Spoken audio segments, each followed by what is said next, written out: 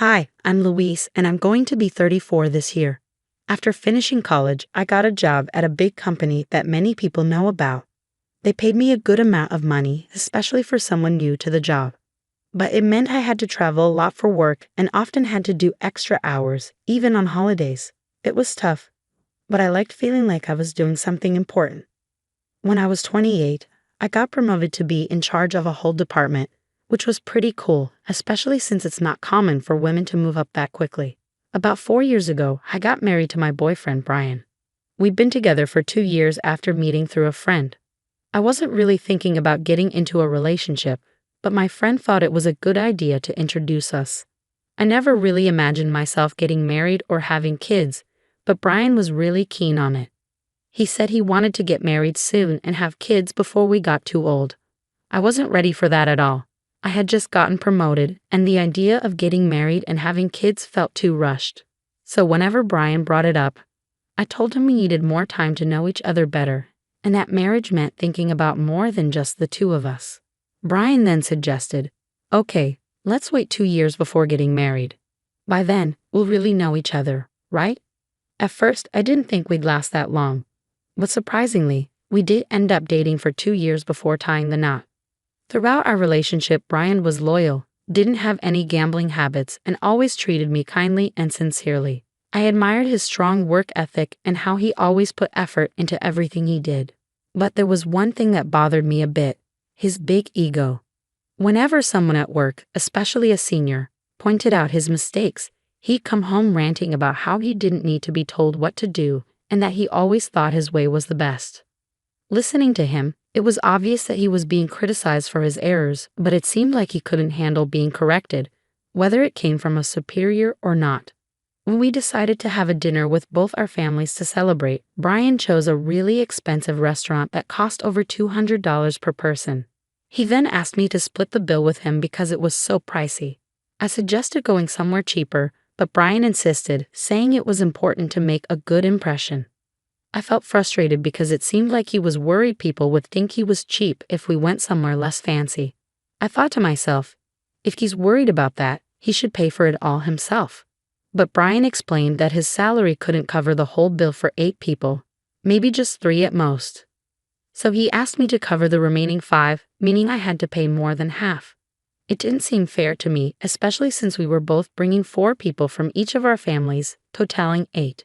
Brian wanted us to go to a restaurant that expensive, but he couldn't even cover his own family's part of the bill. I wasn't happy when Brian suggested the expensive dinner plan, and I was even more confused when he announced to everyone at the dinner that he would pay for everything. Although I had doubts, everyone seemed pleased, so I decided to go along with it and let him take charge. But looking back, I think I might have made a mistake. I regret not reconsidering my marriage to Brian, who was so full of himself.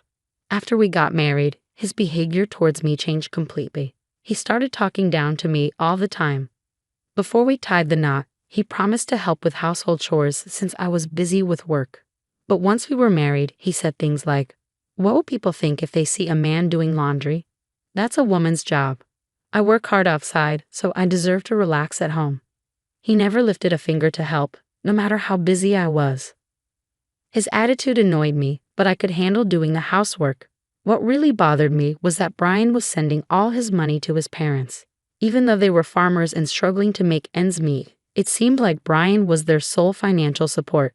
Within 6 months of getting married, he stopped contributing any money to our household expenses and gave everything to his parents. I once told Brian, "It's not fair for me to cover all our living expenses with my salary alone." But he argued back, saying, "How can you say that when my family needs help? They're your family too. Plus, you make more money than me, so you should be fine." He didn't listen to my concerns. When he talked to his parents on the phone, he'd reassure them, saying, "Don't worry, I'm taking care of everything with my salary. I won't let Louise interfere." But the truth was, he was giving them all his money. He had nothing left for himself and started asking me for pocket money, saying, "Can you give me about $200? I can't even afford lunch." I reached a breaking point and suggested, "Let's set a monthly limit on how much we send to your parents.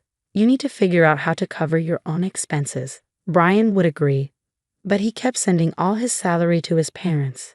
That was something I couldn't tolerate anymore. One day, I had to go on a business trip for about 2 weeks. From Brian, I have what? What about my food and laundry for 2 weeks? Even though Brian knew my job required frequent travel. Feeling annoyed at his immaturity, I told him, figure it out yourself. You're an adult. If you can't handle it, why don't you go stay with your parents while I'm away? You'll be fine there, right? Brian reluctantly agreed. When I returned home 2 weeks later, I found Brian's sister, Elizabeth, there. She lived a bit far from us, and we hadn't seen each other since our wedding. I wondered why she was there, and Elizabeth, seeing my expression, said, "Hi Louise, it's been a while." "Oh right, about the money. It was a big help, thank you so much." She smiled brightly, saying things that didn't make sense to me. Without even unpacking, I asked Elizabeth, "What money? What are you talking about?" She replied without hesitation, "Huh. Brian said that since you had some savings, he'd give me money for my business startup. He'd assured me not to worry because you had at least $1 million. I was completely baffled. Just then, Brian walked in, holding my bank passbook and seal. When he saw my expression, he said, "Oh, welcome back. Perfect timing. I'm going to give your savings to Elizabeth. You know she's a nail artist, right? She's been wanting to open her own shop. She's been saving up, but she's still short about $1 million. I remembered that you've had savings since before we were married, exactly $1 million. So I told her she could have it." With a smile, he handed the passbook and seal to Elizabeth, saying, "You're lucky. This will help make your dream come true. Show some gratitude, okay?" I couldn't hold back anymore. I snapped, "What are you talking about? That's my money. Why are you deciding this on your own? I could understand if you said you lend it. We'd need a legal agreement and a plan to pay it back, right? You can't just give away someone else's savings without any discussion." I grabbed the passbook and seal back from Elizabeth. Ryan looked at me and said, "What? We're family, aren't we? It's silly to make legal agreements with family members. Plus, we're not lending it, we're giving it. You never spend any of your money because you're always working, right? It's a waste to just hoard it. Elizabeth has a dream. Isn't it more meaningful to use it to help her?" Then he gave me a stern look. Upon hearing Brian's words, I realized that he was impossible to reason with. I felt like continuing the conversation was pointless. But then Brian dropped a bombshell. "This money is too good for you, so I'm giving it to Elizabeth. You'd only waste it. You can just work and save up again, understand? If you still want to argue, we'll get divorced." Seeing this as an opportunity, an idea struck me. Without hesitation, I replied, "Fine, let's get a divorce. I'll prepare the papers and send them to you. I'll come collect my things soon. Until the divorce is final, I'll stay at a hotel. Goodbye for now." With that, I grabbed my luggage from the business trip and swiftly left the house. Brian was shocked by my sudden decision. Soon after, he bombarded me with texts, begging me to come back and even saying that Elizabeth would forgive me if I gave her the money. I ignored all his messages. Who does he think he is? The next day, I went to the city hall and sent the signed divorce papers back home. Despite this, Brian kept texting me, asking if I was really sure about the divorce. I simply replied, "Please submit them as soon as possible," and ignored the rest of his messages. Surprisingly, the divorce was finalized quicker than I had anticipated. A week after the divorce was official, I waited until Brian was at work and then moved my belongings to my new house. In his text about the divorce papers, Brian had been rude, calling me names and saying we were now strangers. So I decided not to take most of the furniture and appliances from our old home.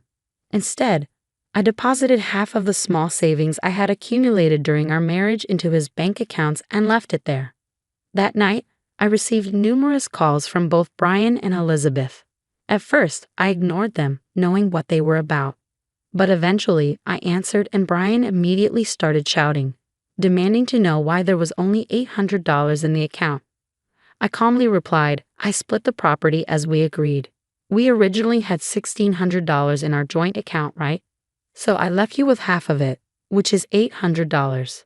And since all the furniture and appliances were bought after we got married, I left them behind." That's fair, isn't it? Just to clarify, I ended up with less than Brian. But he wasn't convinced. He insisted, "You're supposed to have $1 million in savings, right? So half of that, $500,000 should be mine. Plus, you got an inheritance from your grandfather, right? Half of that should be mine too. I was stunned and couldn't help but laugh. I had seen this coming, otherwise Brian wouldn't have agreed to the divorce so easily. Trying to hold back my laughter, I explained, Brian, the division of property only applies to assets acquired during the marriage. My savings from before we were married and the inheritance I received aren't part of that. I consulted a lawyer and I divided our marital assets fairly. And remember, all the money we saved during our marriage was actually earned by me. You never contributed to our expenses. So be thankful I divided that. Brian accused me of lying, saying that can't be true. You're trying to trick me. Give me what's rightfully mine or I'll sue you. He yelled desperately, but I remained calm and replied, if you want to sue me, go ahead. I've been fair and I haven't deceived you. I'm not afraid of being sued. Hearing this, Brian panicked and said, wait, let's forget the divorce. I was wrong. Please come back to me. He completely changed his tune and begged for reconciliation. I responded firmly, the divorce is finalized and I have no intention of reconsidering. This is serious. Then I informed him, if you plan on staying in our old place, you'll have to cover the rent yourself. It's about $1,800 per month, which you probably didn't realize because you've never paid it. Brian weakly admitted, I can't afford that. If he can't pay, then it's his problem. After that, it seems Brian moved back in with his parents because he couldn't afford the rent. Unable to cover the moving costs, Brian sold the furniture and appliances I left behind. His parents thought Brian was making good money and welcomed him back, thinking it would make their lives easier. But without my income, Brian couldn't support them as much as before. And it seems he's struggling to adjust to living there. It seems Elizabeth's plans for her business were affected since she couldn't access any of my savings. She had to stop her preparations, causing her a lot of frustration. Brian also faced difficulties from Elizabeth, but that's not my concern anymore. I'm concentrating on my work and enjoying living independently. I've had my fill of marriage. Brian still sends messages, expressing his desire to reconcile. But I ignore them completely. It's almost amusing to hear him update me on his situation from time to time, so I've let it slide. However, I'm planning to block him soon.